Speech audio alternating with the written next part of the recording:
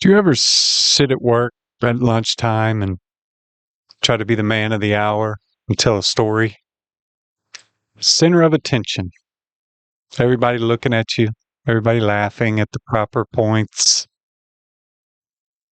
Typical people don't believe you, but they don't believe anything. But certain people you care about, certain, family members, co-workers, even friends, loved ones of all shapes and sizes. And you will tell them a story. Did you hear that? Did you hear this? Did you hear this? And where we're at now with the division in our country and across the world, one slip of the tongue and you might not be friends anymore. The second you mention Biden, Harris, Trump, you could not be invited to the next campfire story time session. It's a strange place.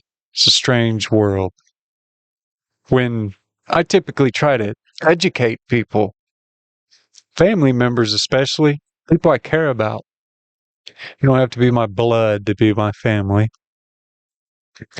But if I try to enlighten you and pull up your low awareness on a story, because you're not going to hear it in the media. Legacy media is dead. It's gone.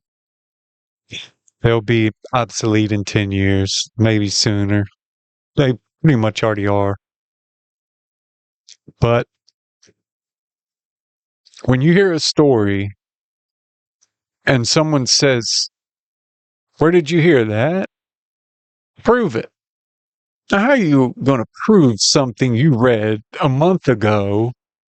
You don't remember who you read it from, who the author was, who the journalist was, who the commentator was who brought it to your attention. It's pretty frustrating. So I am here to share those crazy stories. And today, we're not going to talk about Putin. We're not going to talk about Trump. We're not going to talk about Biden. We're not going to talk about Harris. We're going to talk about Hollywood. And when I say Hollywood, I don't mean Hollywood. I mean Los Angeles County. They are handing out crack pipes to stop fentanyl overdoses. I don't exactly understand the methodology, but here's the story from Breitbart News. LA County gives crack pipes to homeless to prevent fentanyl deaths. Los Angeles County has begun distributing pipes used for smoking crack, methamphetamine, and opioids to the homeless population, hoping to discourage them from overdosing by injecting themselves with fentanyl. By a line of ragged RVs slung along 78th Street in South Los Angeles, a 7-member team passes out glass pipes used for smoking, opioids, crack, and methamphetamine. Part of the frontline Los Angeles County's offensive against the deadly fentanyl epidemic, the group hands out other supplies, clean needles, sanitary wipes, fentanyl test strips, and naloxone, medication that can reverse an overdose. Fentanyl, which is laced in everything from weed to heroin and meth, was present in more than half of the nearly 1,500 overdose deaths of homeless people in 2020 and 2021. In response, Los Angeles County this year increased its harm reduction budget from $5.4 million to $31.5 million. That's insane. Most of the money covers staffing and programs, officials said, that only a fraction of the county funds. No state or federal money goes to pipes. I don't believe you. I don't believe that. Some believe that the pipes merely facilitate addiction. Others argues they slow the rate of drug intake. The risk in fentanyl overdoses is that addicts inject typically their entire supply of the drug in one sitting. Smoking a drug takes longer and lowers the chance of an overdose, supporters of the PIPE program say. I'm going to stop right there. Crackheads smoke with a pipe. Heroin, some people sniff it, some people smoke it, some people shoot it. Crack is the same as everybody smokes crack, but you can shoot that. Fentanyl, you can smoke it, you can shove it in your butt, or you can shoot it. Smokers smoke, shooters shoot, and sniffers sniff. It doesn't matter what they do. They're just handing out free stuff. It's almost like enabling, but I'm sure they don't consider it enabling it. You know, the county, they're just handing out free crack pipes. It's a weird world we live in, man.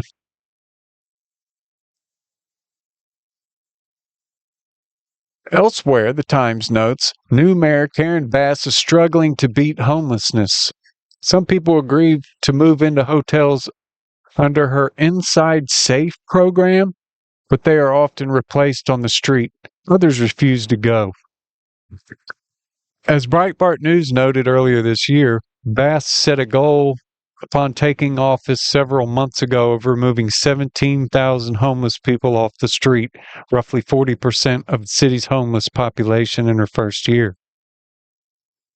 Anecdotally, she had some success. The area around Venice Beach has fewer homeless people living in tents than it once did in the nadir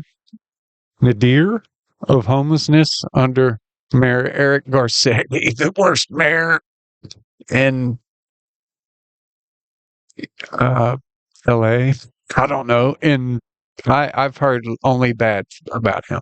But the problem remains staggering.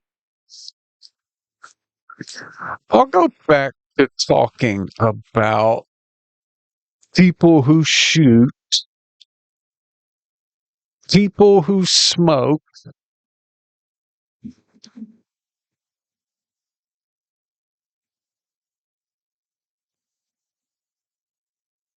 people who sniff.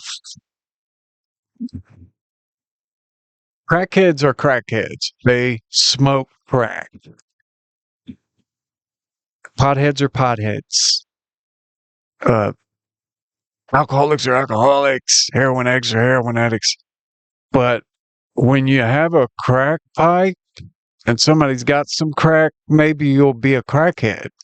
If you have a crack pipe in your pocket, if you don't have a crack pipe in your pocket and somebody offers you crack, you may not want it.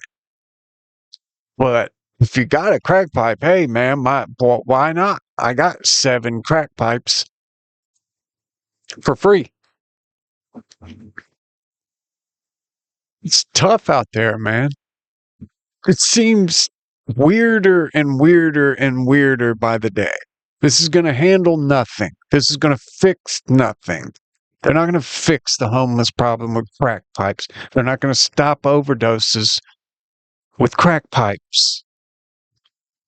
People need to go to jail. Nobody needs to do life because they have weed.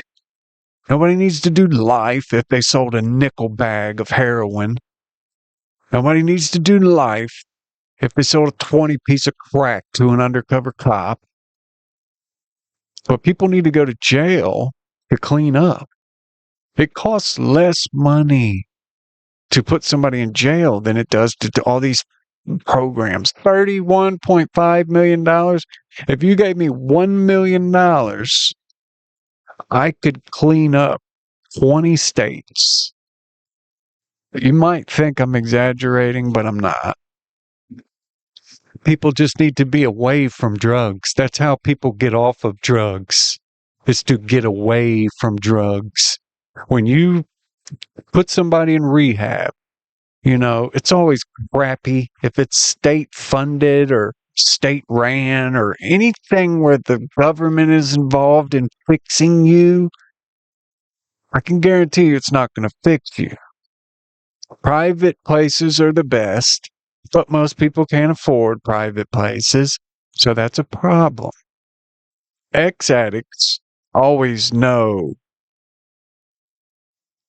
how hard it is. It's hard to get somebody who just finished their 7th year of college to relate with some guy who's been smoking crack and shooting heroin since the 1980s.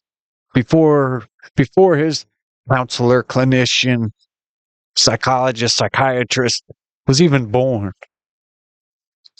The way you fix the homeless, see, homelessness and drug addiction and mental health are all intertwined inside of each other, a big ball, rubber band ball of a problem. You can't just pull one rubber band out and think you're going to fix it. But to clean someone up, crack, heroin, whatever, just to clean someone up off of drugs, to help them with their addiction, they need to put something else in there. A job, exercise, surfing, walking, bicycling, kite flying, model plane building. There needs to be something else inserted to give you the hit in your head of that dopamine. Exercise is a good thing. Sunlight is awesome. Sunlight cures a lot of stuff, man. But the homeless problem, drug problem, mental health problem in Los Angeles will not be fixed by handing out crack pipe. I'll leave it there. I'm the change. Thank you.